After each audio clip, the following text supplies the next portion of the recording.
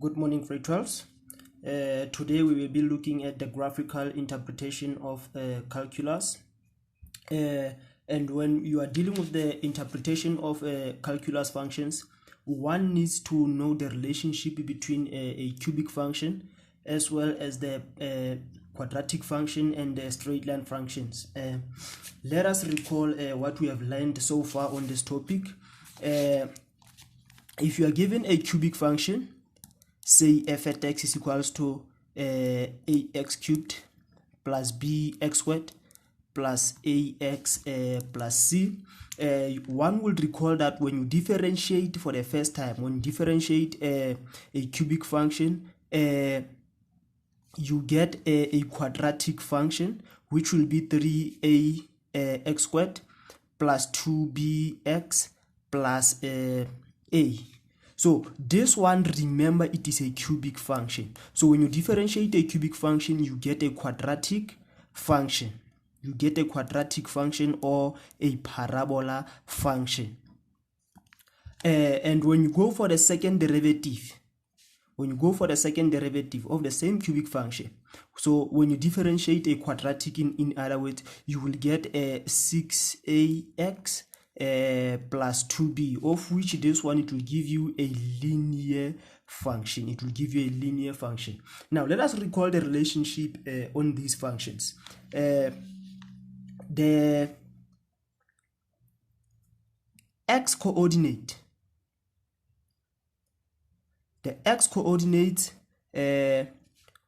of a cubic function, they give us what? The x coordinate of a cubic function, they are the x-intercept. They are the x-intercept of what? Intercept of a parabola.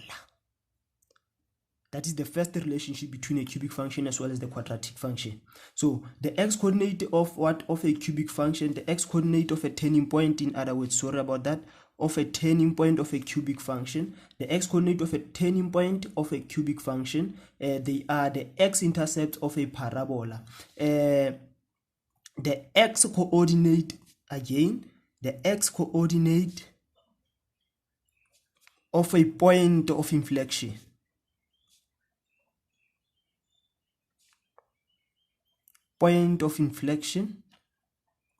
of a parabola, not parabola, but a cubic function. The x-coordinate of a point of inflection of a cubic function, it is the x-intercept. It is the x-intercept of a linear function. So this is the relationship between these three functions.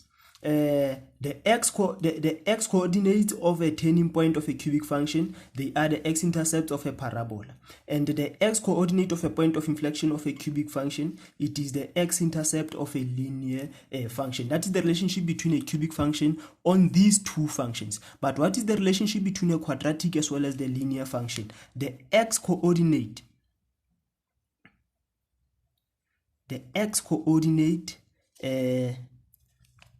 of a parabola, the x-coordinate of a turning point of parabola,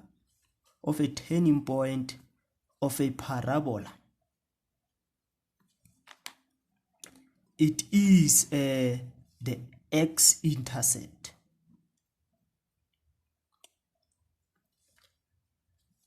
Of a linear.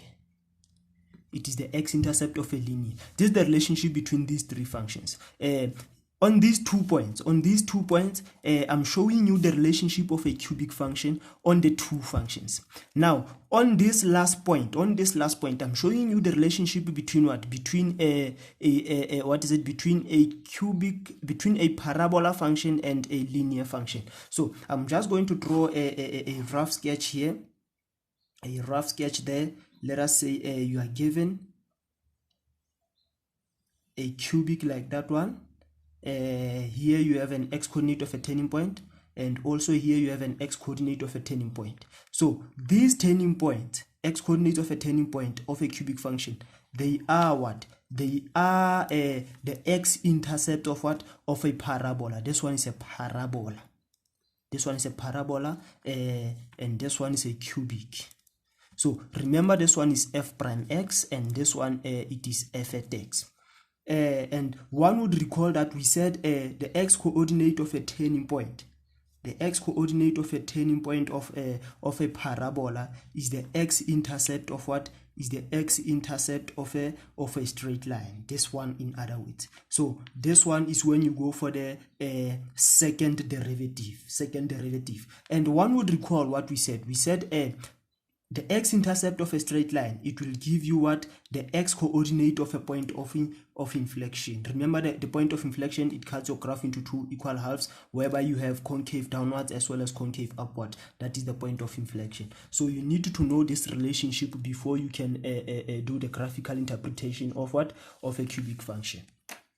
Right, let us look at what is it that is given to us here. The graph of y is equals to g prime x is equals to ax squared plus bx plus c, and h at x is equals to 2x minus 4. So we are given the two functions here, whereby g prime x is a parabola and h at x is a straight line function. They are sketched below. The graph of y is equals to it is the derivative of a cubic function of g. So remember what we said, when you differentiate a cubic function, you get a quadratic. So they are saying to us here, the graph of g prime x, it is what? It is the derivative of a cubic function. The graphs of h and g prime have a common y-intercept at e. So this y-intercept is the y-intercept of what? Is the y-intercept of a straight line, also the y-intercept of what? Of a parabola. Point C and D are the x-intercepts of the graph of g prime. So this point and that point, they are the x-intercept of what? They are the x-intercept of a parabola. Remember what we said? We said the x-intercepts of a parabola, they are the x-coordinate of a turning point of a cubic function. So in other words, here on this point, we have our turning points of a cubic function. A is the x-intercept of h, and B is the turning point of G. So here on A, they are saying this is the x-intercept of what? Of a straight line. Remember what we said? We said the x-intercept of a straight line will give you the x-coordinate of what? Of a point of inflection on a cubic function. It will also give you the x-coordinate of what? Of a turning point on the graph of a parabola. So the value of x here will be the value of x of what? Of the x-intercept of a straight line. Of what again? Of the x-coordinate of a point of inflection on a cubic function. Of what again? Of the x-coordinate of a turning point on the parabola function now. And they are saying to us AB is parallel to the y-axis. AB is parallel to the y-axis. So in other words, the distance here will be the same as the distance there. Right. Let us go to our questions now. Let us go to our questions. The first question here, it says to us, write down the coordinates of E. 6.1. Remember what they said. They said the coordinates of E, they are the common y-intercept of the graph of G prime as well as the graph of H. The graph of H at x, the formula there is given by 2x minus 4. And the graph of G prime x, the formula there is given by ax squared plus bx plus c. So they are saying this point is the common y-intercept on both functions. So we cannot use this formula because it has a lot of unknowns. We don't know the equation of this, the exact equation of G prime. But at least we have the equation of a straight line. And they said E is the y-intercept. Remember, for y-intercept, you let x equals to 0. So in other words, we are going to have h into 0 is equals to 2 into 0 minus 4, which leaves us with negative 4. So the coordinates of E will be 0 is to negative 4. Moving on to 6.2. Moving on to 6.2. Determine the equation of the graph of G prime in the form of y is equals to ax squared plus bx plus c. We are required to determine the equation of a parabola. To determine the equation of a parabola, one might use a into x minus plus p all squared plus q, or one might use y is equals to a into x minus x1 x minus x2. But it depends on the information that is given to you. If you are given the turning points and then you are required to determine the equation of a parabola, you can use this one to use only if you have the turning points. If you are given the x-intercept and then you are required to find the equation of a parabola, you can use this one. This one you use only if you are given the x-intercept. So in our case here, we are given the 2x intercepts. So in other words, we are going to use this one that requires the x-intercept. So in other words, we are going to have y is equals to a into x minus what is the first x-intercept there, it is minus 2. So the equation comes with its negative, and that x-intercept has a negative also. So we are going to have negative into negative, which will give us positive 2. Into x minus the second x-intercept, which is 6 there. So we are going to determine the value of a. For us to determine the value of a, we substitute the y-intercept. And remember, they said this y-intercept is the common y-intercept. So we are going to use that y-intercept.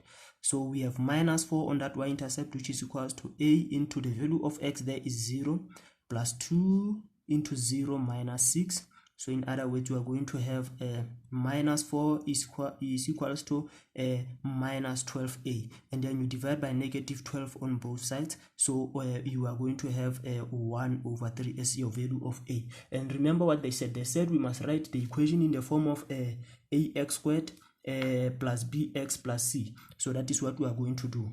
We have y is equals to 1 over 3 into what? Into x plus 2. X minus 6. So we're going to expand there and remove the brackets. We have 1 over 3 into x squared plus 2x minus 6x. This one and that one will give you negative 12. So we have 1 over 3 into x squared minus 4x minus 12. So multiplying by 1 over 3 inside the brackets, we are going to have y is equals to 1 over 3 x squared minus 4 over 3x minus 4. This is our equation.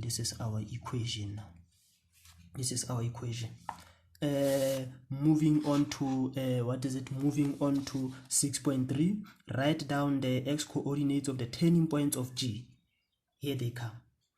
Write down the coordinates of the turning points of G, not G prime, but of G. Remember what we said. We said the x-intercepts of a parabola, they give you the x coordinates of the turning points. So hence the question says to us, write down, not determine, not calculate, but write down, because the answers are there on the sketch.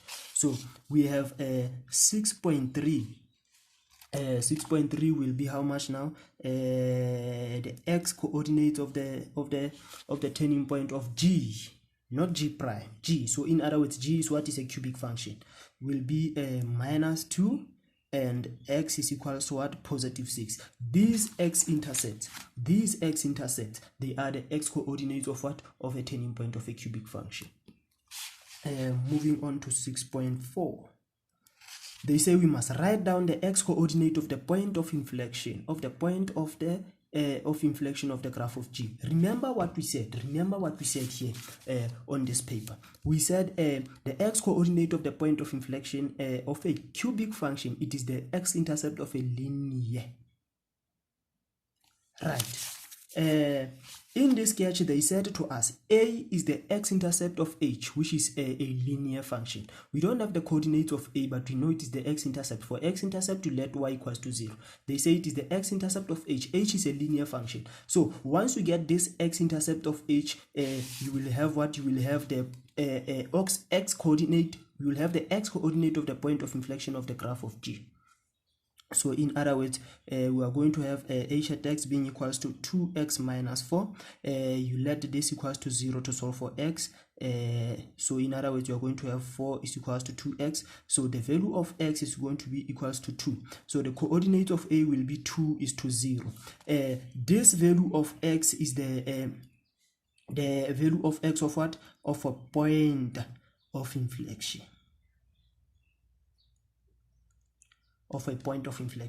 This is the x-intercept of what? Of a linear function. Remember, the x-intercept of a linear function is the point of inflection of what? Of a cubic function. In this case, our cubic function is g at x. Right, moving on to 6.5. Moving on to 6.5. Explain why G has a local maximum at x equals to minus 2. Why it has a local maximum at x equals to minus 2. One would recall that a cubic function g at x is equals to ax cubed. I'm not interested on the other ones, but I'm interested on this value of a. If a is greater than 0, meaning positive, your function will move like this. It will start first by increasing, decrease, and then increase. But if a is less than 0, your function will move like this. It will start first by decreasing, and then it will end again by decreasing. So when you differentiate, if the value of a is positive, you are going to get a quadratic that is concave upward. You are going to get a quadratic that is concave upward. So since we're in this situation, we are given the quadratic that is concave upward. That simply means on a cubic function, the first point there, it will be a local maximum, and then the second point there will be a local minimum. So one would reason using this value of a as well as the parabola that is given on there. So one can say because g prime x, which is a parabola, is concave upward. So if the parabola, if the parabola of a quadratic function is concave upward, that simply means the value of